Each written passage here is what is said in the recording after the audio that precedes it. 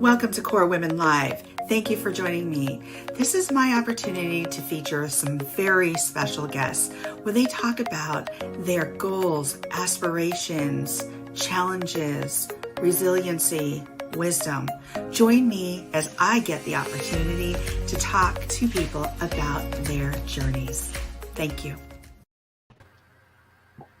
Hello and welcome everybody out there, either on Twitter, Facebook, YouTube. Welcome. This is the Core Women Live, and I want to thank you for being out there and thank all of my guests here on this panel. And today's title for this talk is The Success Secrets for Every Emerging Entrepreneur. And on this panel today, I have Dr. Margaret Barrow.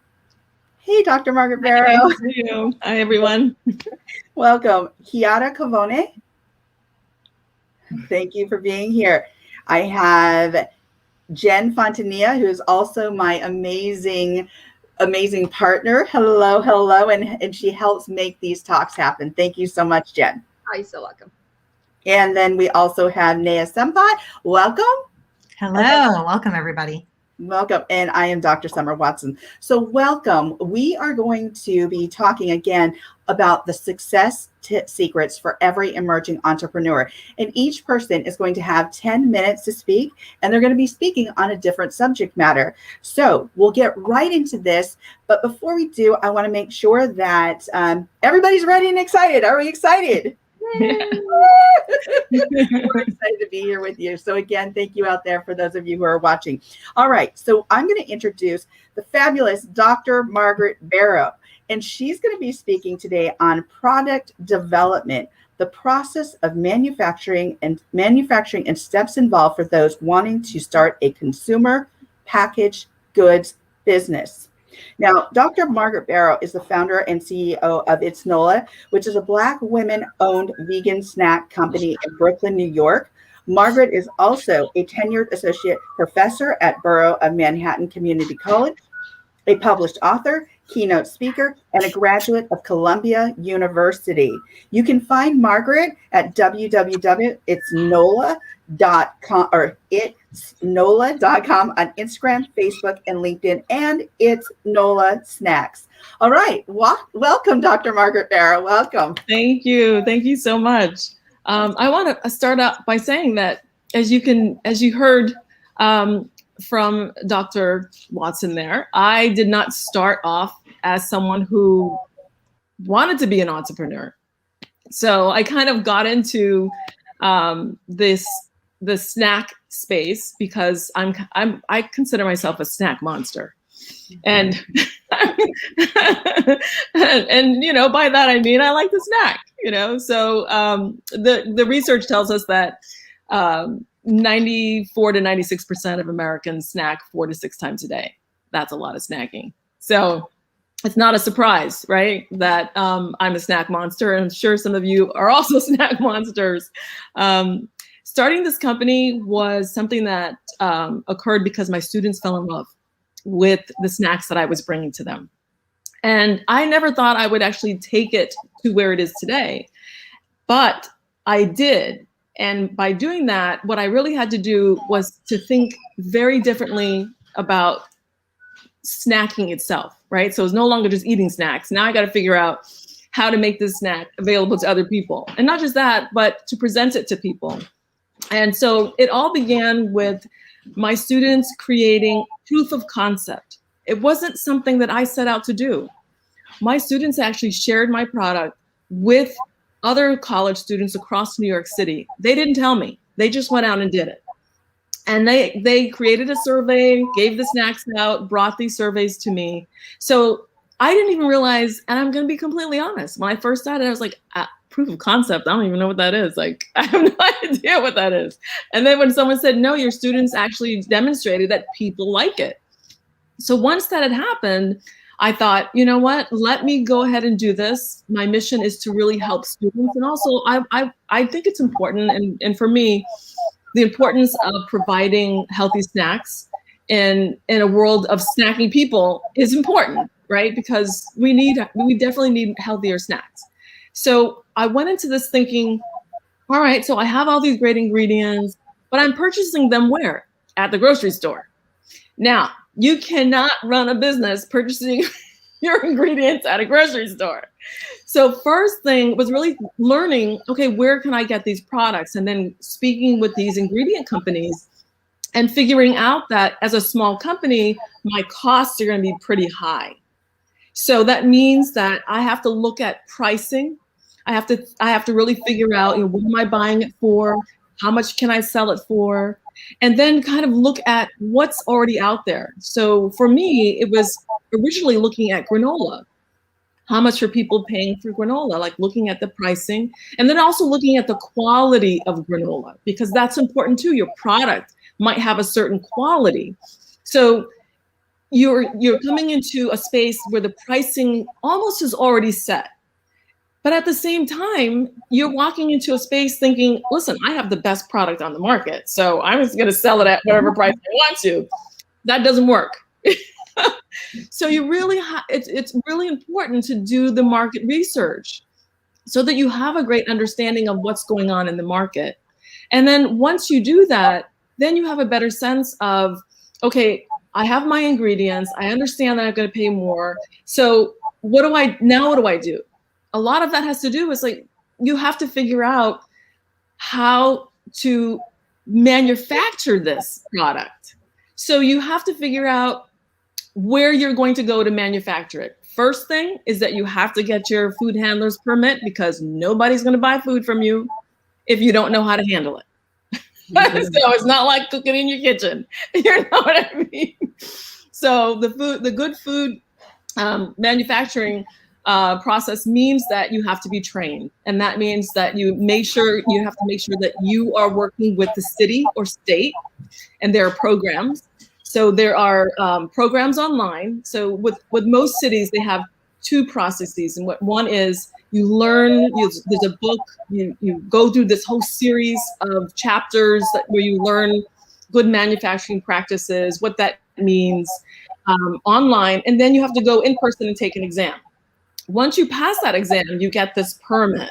And that permit then allows you to then go and look for places where you're going to make your product. So now you have to look for a commercial kitchen. And this is really critical. You need to understand when you go into a commercial kitchen, there are certain things you have to look for. Sometimes you get so excited that you can make your product. You're like, I don't care where I make it. They said I could make it here. They accepted me. I've been looking all around, and this is the only place I found that said yes. No, you do have to be very careful, because one of the most important things you have to do is take a walk through the commercial kitchen and really look at it. Don't look at it in a romantic way, because I think oftentimes we do. We're so enamored with the idea that we actually get to make a product, and we're going to go into business that we forget to really look at the cleanliness of the space, and that's important. It's also you have to ask important questions. How much deep cleaning is going on in this space, so that you can understand how the space is cared for, how many people are working in the space, to keep it clean. You also have to look at the equipment. Look really carefully at the equipment, because you can go into a place and see equipment that is dirty. And once you see that, you really need to think about, should I be here, or should I be the person who comes here and tells them how to clean it? You know what I mean? Do you want to be that person? I don't know. It's possible. I mean, and it's also creating relationships with the people who are taking care of the space. Once you're there, it's so important to meet other food producers. Don't just go into your little space and make your product and never say hello to anyone.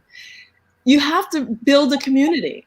In order to be successful in any business, you cannot do this alone. You have to build your community. And when you're producing food and you're new to everything, one of the things that you will learn very quickly, the more food producers you know, the smarter you become. Because food producers love to share. Not only do they love to share their knowledge and information, they love to share their food, which is a plus. So you're always tasting some really amazing food. And then you start to learn in terms of looking at becoming a vendor. So don't think of, I'm jumping into this, I'm making my product, and now I'm going to have $1 million company. No, that's generally not what happens. That's rare. So you have to really move very cautiously in this space. So you want to make sure that you are building your customer base. And to do that, farmers markets are really great places to start. And there at the farmers market, you begin to build that customer space. Not just that, you're also getting feedback. So let's say that you have 6 different products that you've come out with, or flavors that you've come out with. And then you discover at the farmer's market that only 2 are really good, right? People only want those 2. Then you don't have to worry about going into production with all of those flavors. That's a waste of money. And we've seen many food producers come out with a lot of product all at once. So we came out with just 2 flavors. And that's what's really good. A friend of mine, she came out with 12. And then she told me, but only 6 sell. So she said, I learned the hard way. And so I think having this talk that we're having today is meant to help you not make the same mistakes that we made, so that you can be successful, maybe a little faster than we've been. So once you do that, then you have an opportunity to you have to make sure that you are working with the agriculture and markets department, because you have to get your license from them. And then you have to work with the health department. And let me tell you something, you will get frustrated, but it's okay. Be nice to people. You will get your license. Be nice to people. Be kind and nice, and share your product. And that's what you want, is you want to make sure that people remember you. So as you go through all these different bureaucracies, because it will help you to become more successful. So build your community. Make sure that you are walking cautiously, and speak to people who've already done this like we've done this. Fabulous. Thank you so much, Dr. Margaret Barrow. What great information we can actually glean from this and take away and apply it. So thank you so much. I love it. Thank you. So next up is Chiara Covone, and she's going to be speaking on master your time and get things done as an entrepreneur, how to get organized and maintain momentum as an entrepreneur. All right. So her bio is, she is an executive coach, has a 20-year history of working in the corporate arena in the areas of marketing, innovation, and business development, and has made it her mission to help individuals live life on their terms and help them in their journey of recognizing how powerful they are. She is originally from Italy and lives with her husband, twins, and her dogs outside of Stockholm. Chiara can be reached at chiaracovone.com. Again, welcome, Chiara. Thank you so much, Summer, for having me. That's such an amazing opportunity and really inspiring, Margaret. Thank you for your insights. So I'm going to talk about time management. And time management has been one of the things that I landed on as a first, actually, coaching practice when I started my career as a coach. So the thing is that when I left corporate, as I said, I worked for more than 20 years in the corporate, and I started going to these gatherings of business women and entrepreneurs women. One of the things that struck me was really these phases of fear and anxiety of women in face of Monday morning. And I thought it was so interesting because I didn't have that problem. And I had to kind of go back to my history of, why don't I have the same problem? Why are women that are leaving the world of corporate and coming into the world of entrepreneurs suffering so much with their imposter syndrome when it comes to Monday morning, when, the husband and the kids leave home and the house is empty, and you're there in front of your imposter syndrome and in front of your, or your anxiety of, how do I deal with my time? What do I do? Where do I start? And so I actually had the luxury and the luck that before becoming an entrepreneur, I actually was working remotely. And this was way before COVID. Way before the world we're living in, where everybody works from home. So I actually was leading 600 people, and I was working from this office in Stockholm, And I had these people spread all around the world, basically. And I had to find ways for all of us working remotely to kind of still feel efficient and focused and motivated.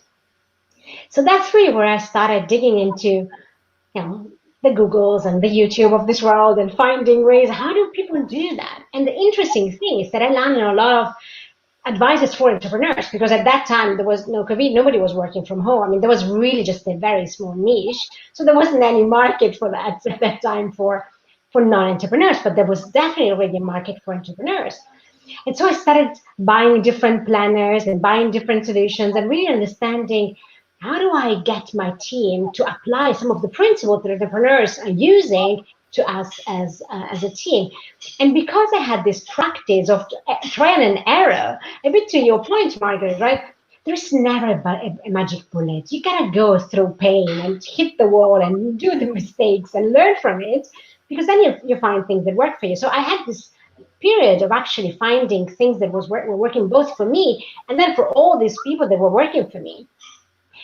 And so one of the key things that really I landed on is something that I'd like to share with you today, because that's really something that I started using with, every time I coach entrepreneurs, but even when I coach executives. Because the point is that even as an executive or a professional in a corporate, the way we manage time is very sloppy. Things happen to us, right? So if you're in a corporate world, you have all your calendar basically blocked and locked by other people's meetings and agenda, and you kind of go by the flow. And as an entrepreneur, so that's where you're really lucky, right? You don't have that pressure because nobody is looking for you. So that's why you have this fear of relevance, fear of not mattering, because nobody's fixing things in your calendar when you're starting, right? You don't have Calendly people filling up your time. So the point is that how do you manage, instead of being a victim of what happens to you, actually put much more intentionality into your time? And the first thing, which sounds banal, but is really important, is that you want to understand where you're going. So you first want to really understand, what do I want to achieve and what time frame, right? So really setting smart goals. And the point of smart goals is that you don't want to approach them with a scarcity mindset of, oh my God, I'm late and I got to make money. Because that mindset, and I'm sure, Jan, you will talk about a lot about that later, right? That mindset will not bring you anywhere. That scarcity, it's going to even beat you more up on the Monday morning, because you feel like, I'm never going to make it. This is impossible. Imposter syndrome. This inner critic is going to eat you up. So the point is that really sitting with yourself and start thinking, what do I want for me? What I want to achieve, and why do I want it, right? How do we find that inspiration coming from within?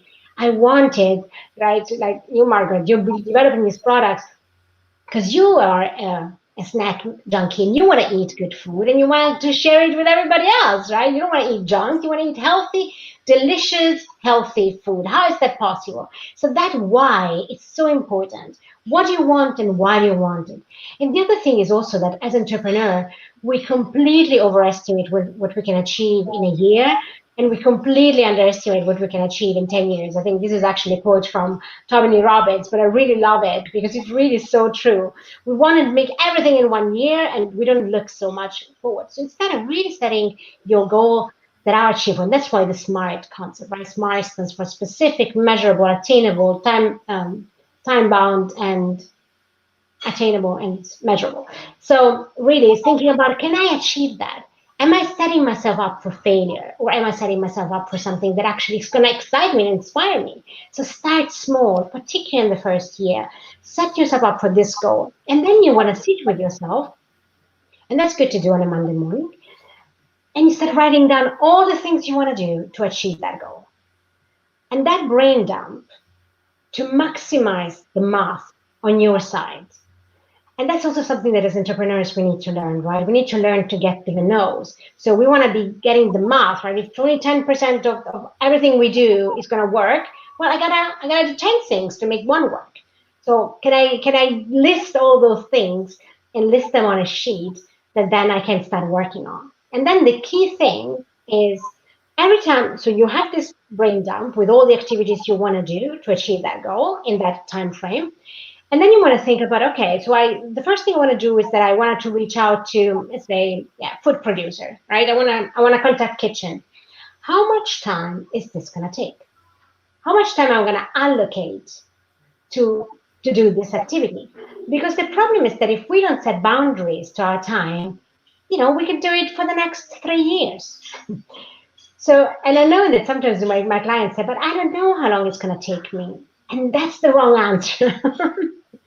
Because if you close all distractions and you aim, you know yourself, you trust yourself and say, okay, I can only give myself an hour. What can I realistically achieve in that hour?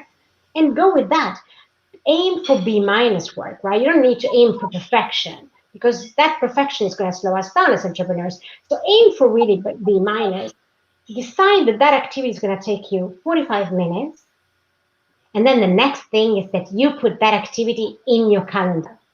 Because that's the other thing we don't do as entrepreneurs. We don't populate our calendars with our activities. We all have it in this flying papers or maybe at best in an Excel sheet on a computer. And then we need to retrieve it and look for it and go like top priority, right? This is the first thing on the list, so I'm going to start there. That's not very efficient. So you want to look at the activities, see what time it's going to take you, already have an understanding of priorities and place it in your calendar. Because the beauty there is then you can strike it off your to-do list. Because it's taken care of, because that's the power of our brain. This prefrontal cortex, that is the most sophisticated part of the brain, is great at executing, but also great at planning. So we got to access that by putting things in the calendar. And then when the time comes, we know we're going to stick to that activity. And if you don't stick, that's why you need to go back to your why. Why do I want to do this? What was the reason I think that activity was bringing me to my goal? That's why. 45 minutes, close off Facebook, all the activities, all other interruptions, email, etc., and just do that. And as you start doing that every Monday, this brain dump, populating your calendar, and then during the week, following up, I really notice so many amazing progress from all my clients, myself, and also my friends. So really encourage you to just follow those instructions. Awesome. Thank you so much, Chiara. Fantastic. So much, again, to grasp here, take away for efficiency and time management. Thank you so much, Chiara, again. So next speaker, Jen Fontanilla. She's going to be speaking on money mindset reset, understanding and clearing out the blocks to allow more abundance and revenue in. Her bio. Jen is a speaker, author of multiple books, graphic designer, international lifestyle writer, and certified money coach who has worked with organizations such as the Walt Disney Company, Sony Studios, Warner Brothers, Target, Goodwill, and the U.S. Air Force, and is the co-host of the Life, Love, and Money Show with Summer and Jen. You can find Jen Fontanilla on Facebook and Instagram and at jenmoneycoach.com. Take it away, Jen. Thank you, Summer. Thank you, ladies. Such an honor to be here again with you all. And so, so I'm going to talk about, money mindset and money beliefs and stories. And the thing is, as entrepreneurs, especially when you're trying to make that transition, if you caught our first talk, it's this thing like, hey, I've never been in this territory before. And so we have to realize the way that we look at money is so critically important, because as an entrepreneur, your main goal is, yes, you have passions and dreams, but let's be real, you want to make profit. And so we have to take a look at what are some of the things that are blocking that profit from coming in, abundance from coming in. And it's all in how we are looking at money and our relationship with money. And I love what we're going to be talking about, because this is actually something very simple. A lot of times we get focused on like, okay, I need to, set aside money for taxes, and I need to create these spreadsheets and these budgets. I need to know my margins. And yes, you do. However, before you get there, it's so important to understand how our relationship with money is and what are the foundational and simple things that we can do. It's kind of like, when you get a facial and then they tell you that your skin's going to start breaking out because you're sloughing the surface, right? You got to clear all that. And so I'm going to talk about 4 things that we can all simply do in order to just kind of clear and reset. All right. So the first thing I want to talk about is being aware about, first, our vibrational frequency. And so we all vibrate energetically at a particular frequency. And the lower it is, the denser your energy, and then the heavier your problems seem. And then the higher your frequency is, the lighter you feel physically, emotionally, because we're mental bodies. And so here's an example. If we're talking about high frequencies, that's enlightenment, which is the highest one. Then you got peace and joy and love. Even just when I say it, like, oh, it feels great. Then you got the lower end of that. And then that's where guilt and shame and apathy and grief, that's where and even when you say that, you can feel it's low. And so it's important to pay attention to that, because how we look at our money is going to show up in the way that we feel and the things that we say, and all of that affects stuff. And so when you're trying to think of the things that happened in the past and you keep on hanging onto those low frequencies, I mean, you have to wonder, like, why am I still not making money? Why am this not working? You have to pay attention to, what are you saying? What are you thinking? What are you feeling? So let's start clearing this out. The first thing I want to share is declutter everything. It's as simple as that. Declutter everything. And so when it comes to manifesting money or anything in your life, really, you need to make room for it. I like to call this creating space. And so you need to do this physically and mentally. And so, for example, like even in my own personal life, I finally got rid of this long-term 9-year relationship that I should have gotten rid of, like, month 3. And I hung on to it. And finally I got to a point like, this is just going nowhere. And I knew it wasn't serving me. And as soon as I finally let that go, and I started clearing up my space, you look at your desk, or maybe you do a weekly cleanup, and maybe you need to do that big spring cleaning. But physical space is so important because it's occupying space. You look at it. I mean, how do you feel when you look at a mess? It's like, you don't want to look at it, right? And so when it even comes to mental clearing, think about, subscriptions you need to cancel, relationships that no longer serve you, people that don't need to be in your life anymore. And, Summer and I talk about this often about, making space or making sure that you're paying attention to things or people that don't serve you, don't belong in your life. All that stuff is occupying space. And it is, if you think about a cup of water, if it's full, and you're not dumping out the parts that don't need to be in there, how can more things, the things that you want to come into your life, enter? It can't. So this is why we have to declutter to make the space for the things that we do want, such as abundance, such as prosperity, such as profit, such as partnerships with companies and people or vendors or people that you want to collaborate with. In order for that to come in, we need to create that space. The second one is to let go of grudges and have forgiveness. I talk about this one often because forgiveness is so underestimated. And I think a lot of times we feel like, well, that person, they're the one that screwed me over. They need to be the one to apologize. Listen, sometimes the forgiveness could be for somebody who's not even around anymore.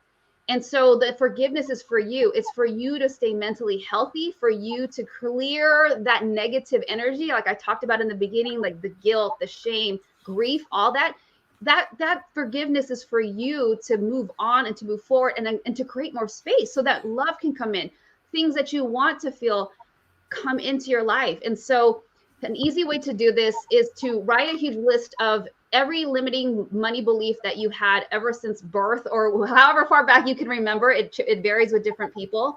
And then do this uninterrupted, write this list. And then when you feel you got it out, every big, small, insignificant, humiliating situation, read the list slowly to yourself and say these words: I forgive you. I love you. I'm sorry. Thank you. And actually that derives from the ancient Hawaiian teachings, Hoponopono Prayer. And it's this big release because you're just letting go. You're just acknowledging and saying, thank you for the lesson that this taught me. I forgive you. I'm ready to move on. Thank you. I love you, and release it. And I'm telling you, these are so simple, but here's the thing. It requires you taking time. So Chiara just talked about time management. You make these a specific task with a time assigned so that you do these things. And then you stay disciplined so that they get taken care of. So the third one would be grateful. It's a very simple one, but never underestimate the tool of being thankful for everything in your life that you do currently have, and the things that you've received in the past and the things that you will receive in the future. And see, the thing too is gratitude is the highest frequency for attraction. So when you think about all this stuff, the way that you're feeling, letting go, releasing, forgiving, you literally become a magnet for the gratitude that you're in and for the things that you want to come in. And so, it's a habit. And so maybe you take some time, you carve out time, again, time management, to sit down. And even if you start with 5 minutes and then build up to it, sometimes it's just those little baby steps that you need to make in order to just start the engine going until it becomes a habit. And I think sometimes we try to do so much at once, and then we don't make any progress, and then we feel like we failed, and then you're sliding back down the vibrational frequency levels. It's like, always be aware of that. I always have this picture in my mind of this funnel where, okay, I'm slipping down. Okay, I need to come back up to love and gratitude. And that's what kind of helps me. I mean, we all have our bad days. We have tough moments, but in general, on the daily, momentum, if we can remain in a high frequency, this only just helps the way that we're interacting with ourselves, the people around us, as well as our relationship with money. And then finally, the fourth one is, I would say, is get intimate with your money, because money creates emotions. Money, we have a relationship with it. And so what you think about, you bring about, or what you focus on grows. What you focus on expands. And so instead of yourself being on autopilot, or worse, you don't make intentional decisions with your money, make it a goal that you are understanding what's happening. I mean, far too often when I work with people, initially, the first thing I'll ask, okay, do you have a budget? Have you created something? And what do you think the answer usually is? No. What most people do is they check their bank account. I was just talking about this on a live. I said, yeah, you know what most people do? They'll check their bank account like, okay, great. I have some money. It's in the positive. And then they'll go buy it. And then they get screwed later on when they realize, oh, wait, I forgot that was auto drafting. And then I don't have the money. That is not intentional living. That is just kind of hoping I had the money to buy something when you really didn't, because there's no plan or thought to it. So you remain, even just in those deliberate decisions to not be on top of it, you're already choosing to live in chaos. You're already choosing to live in uncertainty. So you have to pay attention. If this is what I'm doing, what do you think I'm asking the universe, God, your higher source of power, to bring more to you? You're choosing that, and you're choosing for more of that to stay and remain in your life. So how can you expect things to get better? So pay attention to that, what your relationship is with money. Are you observing it? And when I talk about relationship, you got to even look at it to the point where, how am I talking about my money? Oh, this sucks. I got to pay taxes and bills and blah, are we complaining? Again, where are you on that vibrational frequency chart? Like, are you like, meh? Or are you like, you know what? I'm grateful. I have bills to pay that helps me sustain this lifestyle that I enjoy and I'm comfortable. So pay attention to where your balance is. Where does the money go? How do you feel? How do you feel when you look at the income that comes in? And start a basic sheet. It could be paper. Just start something where you're starting to track, but start to become intentional with your money so that you're not worrying about expenses. And, it's so important to pay attention and just be aware of what is happening. So just doing those simple steps where this is really about understanding, am I creating the blocks that are not enabling me to move forward or to create prosperity and abundance? What are those things that you need to clear out? Who or what do you need to forgive? And sometimes it could be even yourself. And so practice gratitude, and then finally be intentional with your money. And when you start to do those things, you will start to see things shift. I promise you, I've done this myself, and it's amazing when you start to see what happens in your life. Thank you, Jen Fontanilla, for those 4 amazing tips. I know we can take those tips and apply them. Thank you so much. I love them. All right. We are moving on. Next speaker is Neha Sampat, and she is going to be speaking on building your brand. Oh my goodness. I know I need some tips. So here we go. Building your brand is about establishing credibility in the market and knowing how to leverage social media. Let me do a brief bio of Neha. Neha is the CEO and founder of Gen Lead Belong Lab, where she focuses on building belonging and true inclusion through consulting, training, speaking, and writing. She helps organizations create peak performance, inclusive teams by addressing hidden barriers to belonging, such as internalized bias, unconscious bias, distrust in teams, and wellness challenges. She is a nationally sought after expert on inclusive leadership and disrupting imposter syndrome. And she runs the top rated, quote, Owning Your Value programs to cultivate evidence-based confidence and nurture authenticity. You can reach out to Neha on LinkedIn and at genlead.co. Neha, take it away. Thank you so much, Summer. I love this panel because I am learning so much, even though I've been doing this for over 6 years now. My goodness, yeah, I definitely would put a lot more missteps, a lot more in the misstep column than in the immediate success column. But the thing is, a lot of those missteps are what led to a lot of the long-term successes. So as an entrepreneur, you always have to look at it that way. But wow, if I had had this wealth of wisdom when I started, things would have been probably a little less difficult. Let me put it that way. All right, so we're going to talk about building your brand. And I think when we think of brand, at least the way I thought about it when I first started the business was like the image stuff, right? Like, ooh, the cool logo and the colors and all that kind of external facing stuff, kind of the superficial stuff.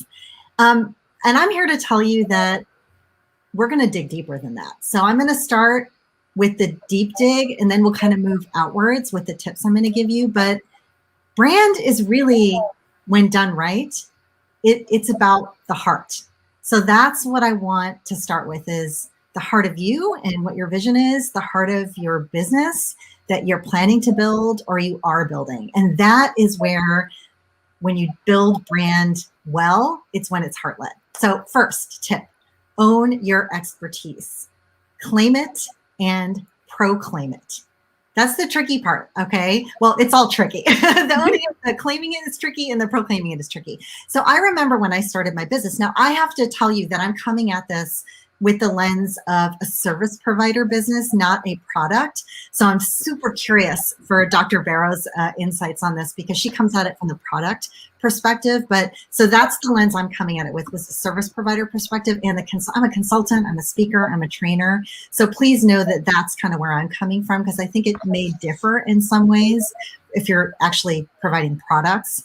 But I remember when I started the business, I had my own imposter syndrome. You know, I'm like, wait, what? Like, I can't possibly be an entrepreneur now. Like, I had this vision in my head of what an entrepreneur looked like, talked like, was like, and I felt like that was not me. And so I kind of felt like there's this group of entrepreneurs and I'm like a wannabe, essentially. I'm a fraud, right? Like, that's what imposter syndrome is, that feeling that you're not cut out for the work you're doing or want to be doing, often in spite of evidence to the contrary, combined with a fear of being discovered as a fraud. And I think a lot of people I see starting businesses, because now I have a lot of people contacting me saying, tell me how you did it.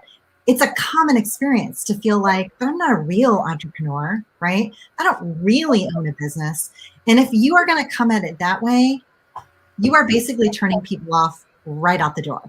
So you have to think about, what's your niche? What's your area of expertise?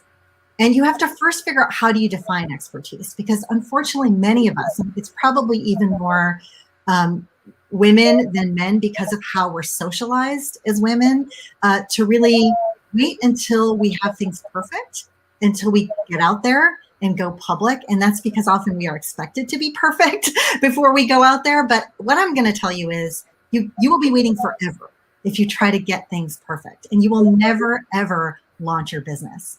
So the launch usually has to happen before you're comfortable with it happening.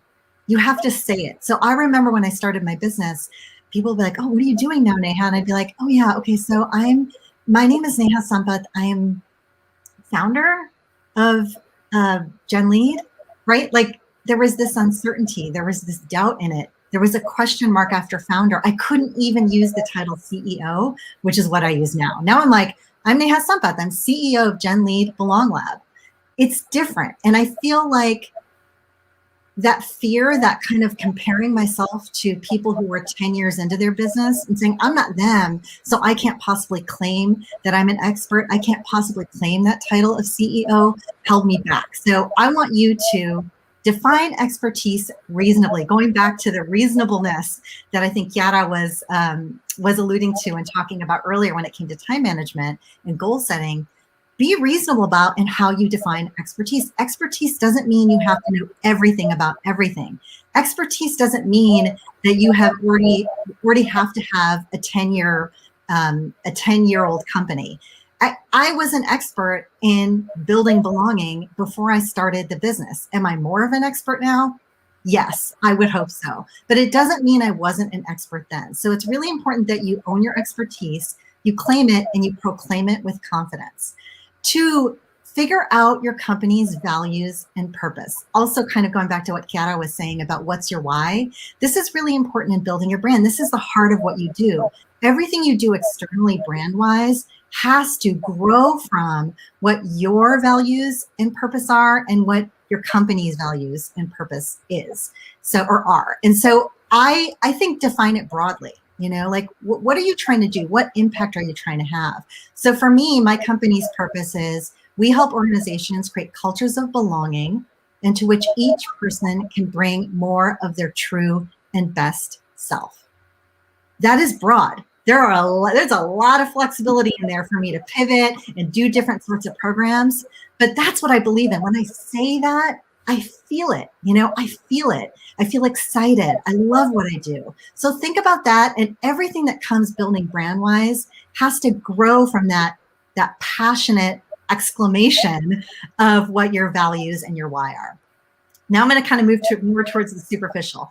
Have a polished looking website, even if it's bare bones.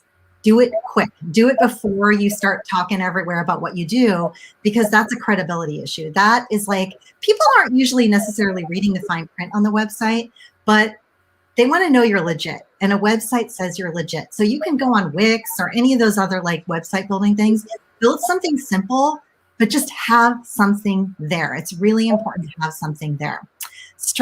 Next tip, strengthen your credibility as an expert with your target clients. You want to be able to say to people, we know what we're talking about. We know what we're selling. So this is where social media can really be a friend to you. So share tidbits of your expertise. Constantly be providing value. And this is a way to kind of stay front of mind with prospective clients too. This was something I had to have a social media expert, shout out to Nicole Abood, who helped me understand that I need to be posting a lot more than I was originally on social media. And it actually pans out, because I've had prospective clients who have been like nurturing for years contact me, because in the moment they thought, oh, we want to have a program for our companies for March, for Women's History Month. And right when they're thinking about it, they see my post on LinkedIn talking about confidence and owning your value. And they're like, oh yeah, of course. I forgot Neha does this. Let me give her a call. So you want to stay front of mind, share some value via social media. If you like to write, that's part of your brand. Build your brand by putting some tidbits of content out there. Not everything that's behind your paywall, but tidbits of content to have people understand that you are an expert in this space. Comment on other people's posts. Have an opinion, have a perspective. We're so scared to turn off parts of the market by saying something and standing strong and saying, this is my perspective. But the thing is, when you actually dig in and say, this is how we see things uniquely in this world, this is what we uniquely provide. Yeah, you may lose a segment of the market, but you're going to fire up another segment of the market. And that's the segment of the market that is great for you. So don't be scared to take a stand. Get your first customers, next tip, and get them to write testimonials for your brand. Get them to post about your products and services on social media. It's actually worth charging less upfront when you're building out your business, but think about creative ways to maintain a fair exchange, as one of my mentors put it to me. It was great advice. You can discount the price right when you're starting out, but say, hey, how do we maintain a fair exchange here? Would you be willing to write a testimonial for our work or our product? If you're satisfied with it, which I know you will be, at the end, in exchange for me kind of discounting what we provide to you. So when you're starting out, you can provide those discounts, but make sure you get something else of value. The testimonials are of tremendous value these days. And finally, let's get to what we're really think about when we think about brand is the external, the visual elements of it. This is just a tip that you might know of, but Canva can be your best friend as you start to think about, I want to put out some of those cool Instagram images. I want to create the color, figure out what my brand colors are. Get on Canva. You can tinker around for free and make a lot of cool stuff that you can use. So that's the kind of packaging part of our brand, but all of that needs to be heart-led with the who you are, why you're doing what you want to do. Oh my goodness. Thank you, Neha. Woo! So many great tips. I just have to throw this out there. In 2004, I had gotten my doctorate, and my husband called me Dr. Summer Watson for the first time, and it felt weird. I was like, why? Don't call me that right now, right? And I thought, I have been working in the field for so long already. I already had an expertise. So when you talked about that expertise and that imposter syndrome, I think we've all been there. So thank you for bringing that up, talking about that, and really sharing those steps, because I think a lot of us need to hear that. So thank you. Such great information on this panel. It is so awesome. Jen? Yes. So I have the pleasure of introducing our host and also our last speaker for this panel. And so the one, the only Dr. Summer D. Watson. She is a success coach, a doctor of psychology, podcaster, author, international lifestyle writer, seminar host, producer, and owner of Core Women. And she's also the executive producer and co-host of the Life, Love, and Money Show with Summer and Jen. You can find her at Core Women and at the Life, Love, and Money Show on Instagram, or you can DM her on LinkedIn. And so Dr. Summer's topic for today is succeeding with value, understanding your core values, the impact of conditioning, and how understanding your own system of beliefs guides your professional success. Without further ado, take it away. Thank you so much. Thank you all for being here. And thank you for joining me in this opportunity to share with everybody. Gosh, so many good tips. Jen, you might want to time me. No, I won't be 10 minutes. So I'm going to start back in 1977, and I was in the second grade. I went to school in a small beach town in Northern California. I always liked my school, and it was a place where I found a lot of comfort. But what made it so fulfilling was my teacher, Ms. Bryant. She was funny, she was smart, kind, patient, thoughtful, and allowed for creativity. She reminded me of that girl. Now, I don't know if I probably just dated myself by that comment, but I'm sure some of you know that girl. It was Marlo Thomas, by the way. So, well, being in her class, I thought I wanted to be like her. Why? Not because of the way she looked, but because of what she valued, what she modeled for her students, and what she modeled for me. I learned to value kindness, creativity, laughter, knowledge. And as I went forward on into junior high and high school, having gone to both a Catholic school from 5th to 8th grade, a public school, and then on to UC Berkeley, which is one of those schools most widely known for rallying around causes. I learned about what people valued in regards to faith, love, leadership, determination, status, fairness, equity, community service, and so much more. I was learning about others' values as well as my own through my experiences. I also learned about conditioning and what was expected of me and what I was told to value by my parents, other family members, educators, and clergy. Now, this wasn't all bad, but what I realized during my journey was that if I want to live authentically, that I would need to better understand my own beliefs and what I stood for and how I walked in my journey. I had to stop living in accordance to what others expected of me and also look at the operant conditioning that I experienced based on the rewards and punishments of my behavior based on the values of others. It was so important for me to determine what core values made up my foundation and how I was living based on the beliefs that I actually lived in alignment with.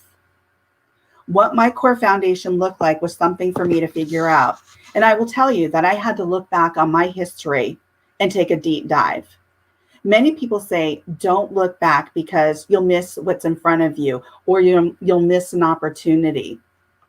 I say, take a glance back, because you want to look back on the important moments in your life to understand, as Chiara said, as Neha said, the why. They were important. You want to see the value gained from those experiences. And many times you can figure out what values you picked up over years because of moments or experiences, good and challenging, and by the choices that you made. One of the key exercises that I like to do with people that help them identify their values and beliefs is to ask them to write down their own glance back story. It's in my book, by the way.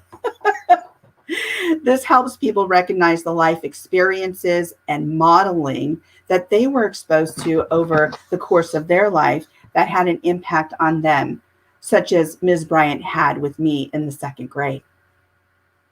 So, when you go for a job interview, we usually do a bunch of research to prepare for that interview.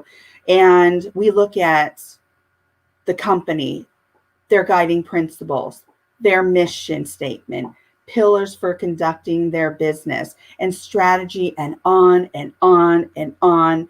But have you ever done your own personal core values plan? If not, start with your glance back story. Okay? Identify the key moments and experiences that impacted you. Understand why these experiences had such an impact, and pull out from those experiences the value gained, such as achievement, friendship, strategy, stability, love, compassion, challenge, honesty, contribution. It could be even fame, status, knowledge, optimism. These are all values. Take those experiences, take a look at them, take a deep dive. What value did you gain by those experiences? And write those core values down. Make a list of up to the top 10 core values. Ask yourself, are these the values that you live by and those that help you guide you when you make decisions about your life? If so, those are your core values. Keep that glance back story and your core value sheet around. Don't misplace it. Keep it around, because those are your core values. Keep those around, because when you start veering away from the values that are meaningful, it's time to get back to those that are meaningful to you. Get back on track, which will be a lot easier when you go to make decisions. That core value sheet and understanding your why. These core values are so meaningful to you, and how they've helped guide your life in a positive and meaningful direction is so important to understand and know. These values are your launching point. They will guide you both personally and professionally. They will help you evaluate who you match with in your personal life, help you make decisions about jobs, whether or not that company that you really want for aligns with your core value system. Do you know that when you look at a job or how you conduct your business, by aligning with your value system, this will support the longevity of how long you stay with that job, and also how you grow your company, as Neha had mentioned. It's so important. It can be difficult and confusing to understand what your value is when you're being told what to believe. So take the time to do your glance back story. Write out your core values worksheet. Walk in alignment with your values. And when you begin to stray, go back to that glance back story and that value sheet and check in with yourself. Sometimes we must be our own positive disruptors, which means that you can reflect on what values you hold dear. This may change the way your journey looks, how you run your business, and the goals you still want to achieve. This might feel very uncomfortable at first, but walking in alignment with your values will support you in the most meaningful of ways. It's worth it to do this exercise because it provides clarity unlike any strategic plan you can do. As Roy Disney said, when your values are clear to you, making decisions becomes so much easier.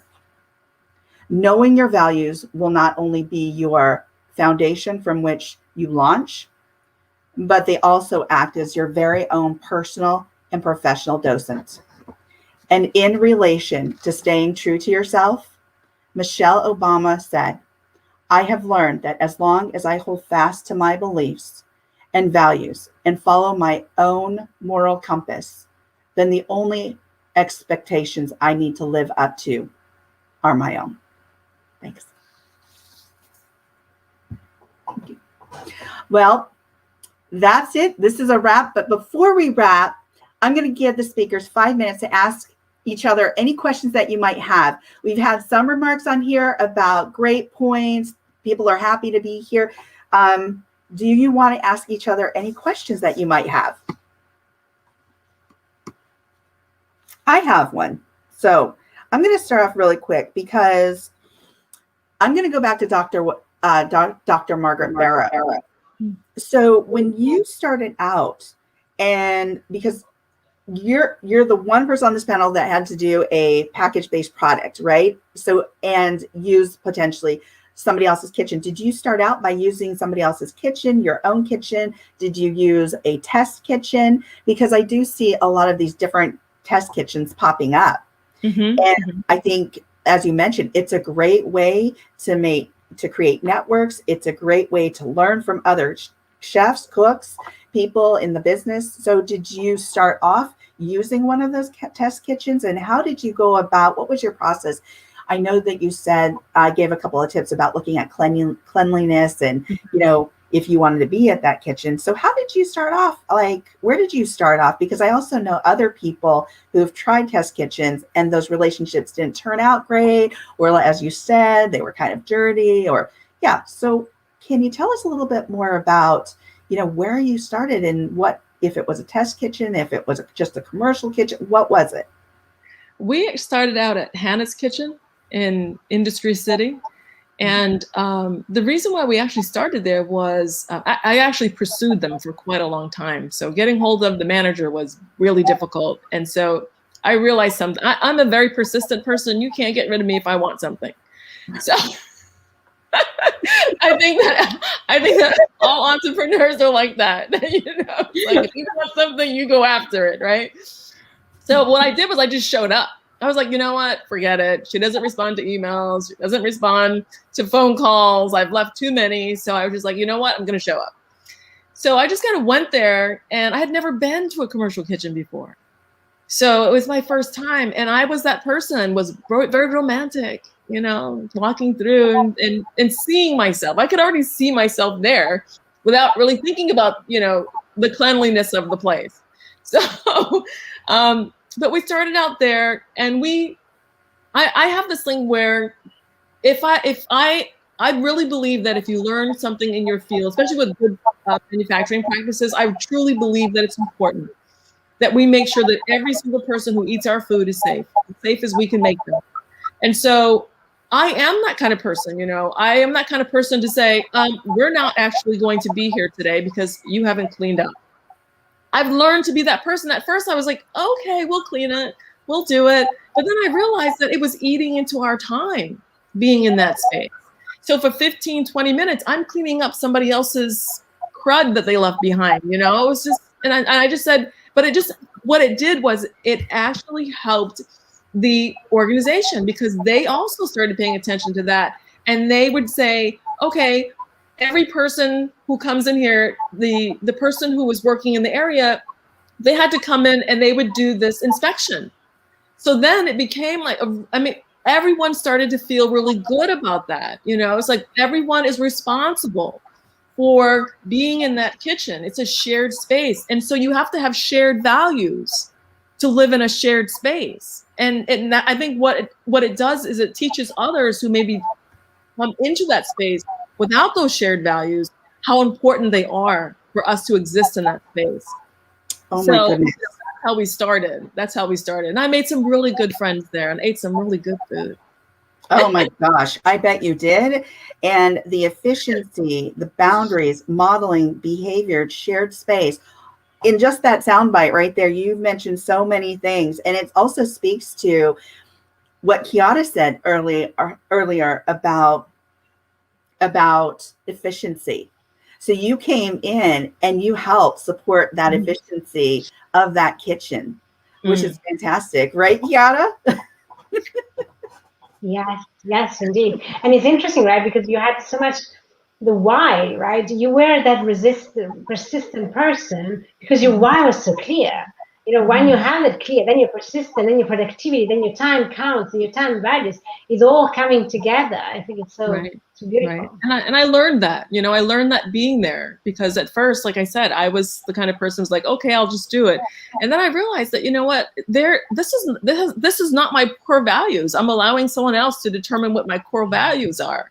So I was like, no, that's not something I can live with. You know, I'm not going to be, I think when you make food should be made with love. And it's hard to make food with love if you're having all these problems around you, you know? And so, I love that. You know, that, I mean, it just, yeah.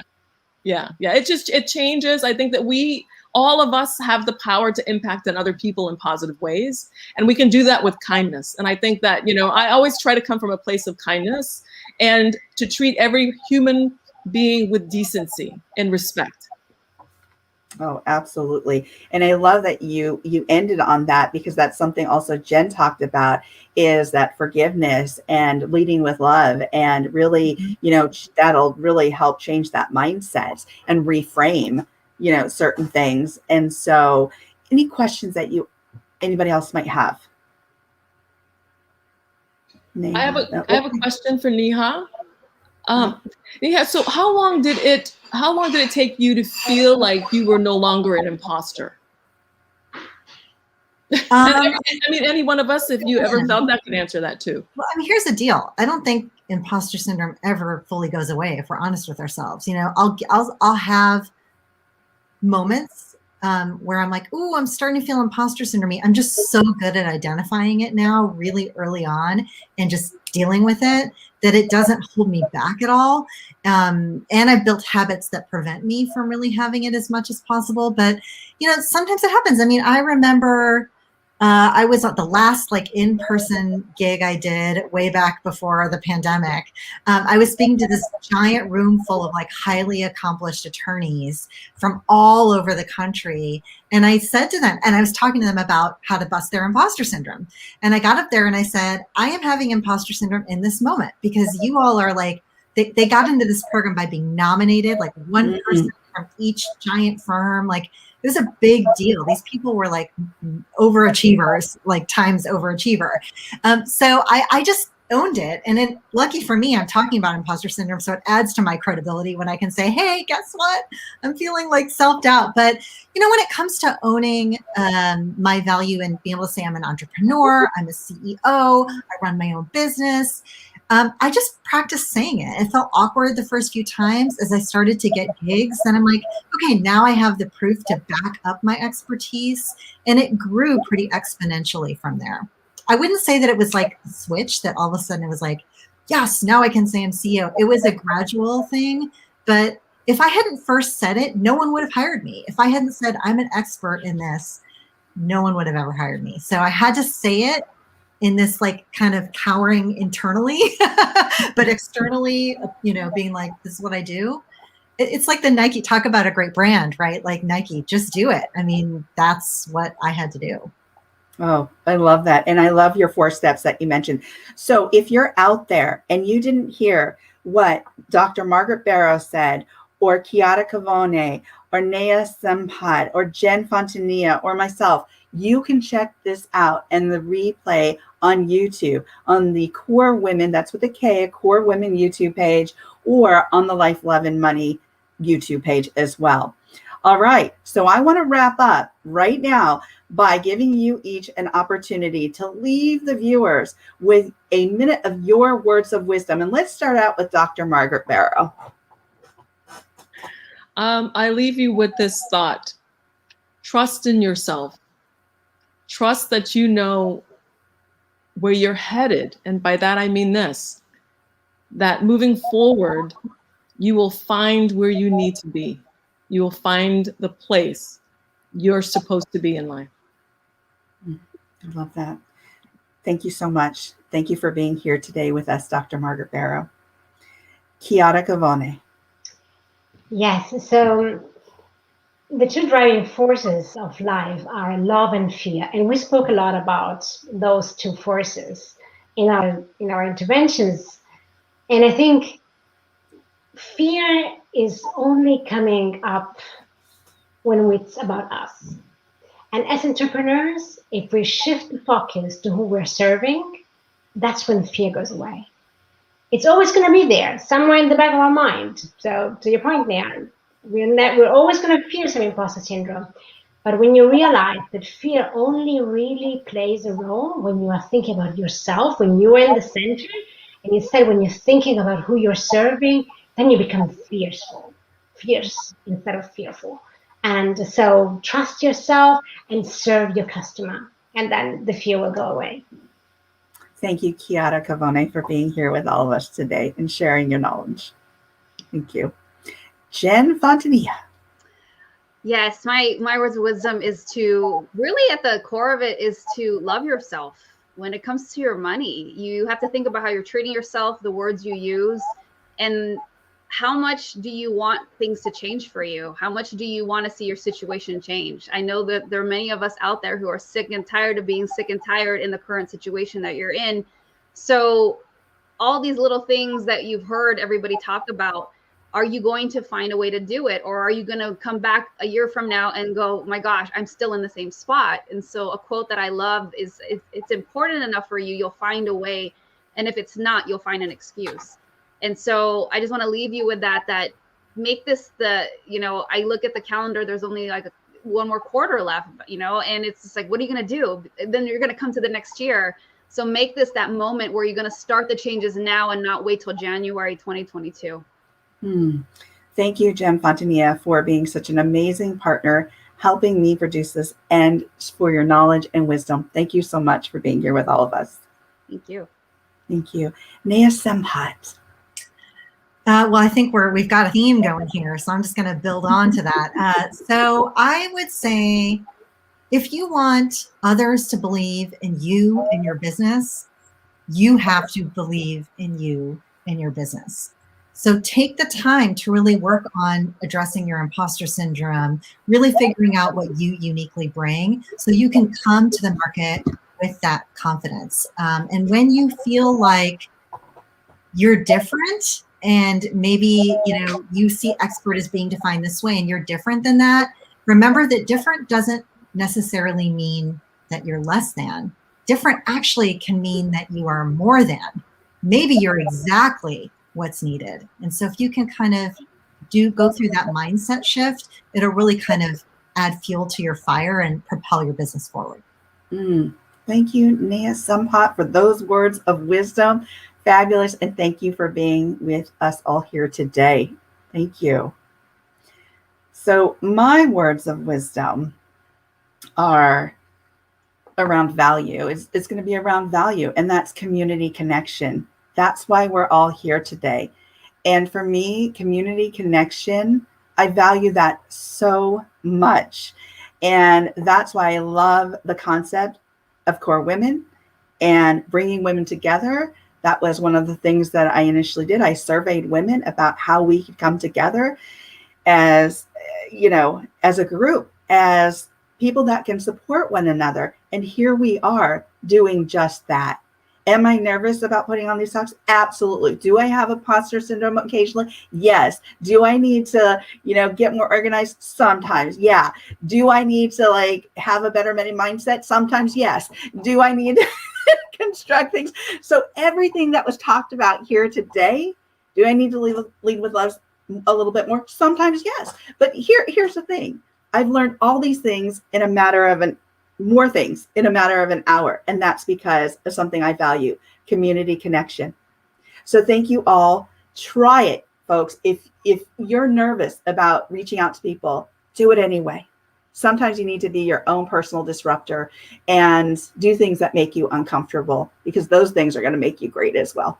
All right, my friends, take care. And again, thank you all of you for joining me here today on this Core Women Live. Take care. Bye. Bye.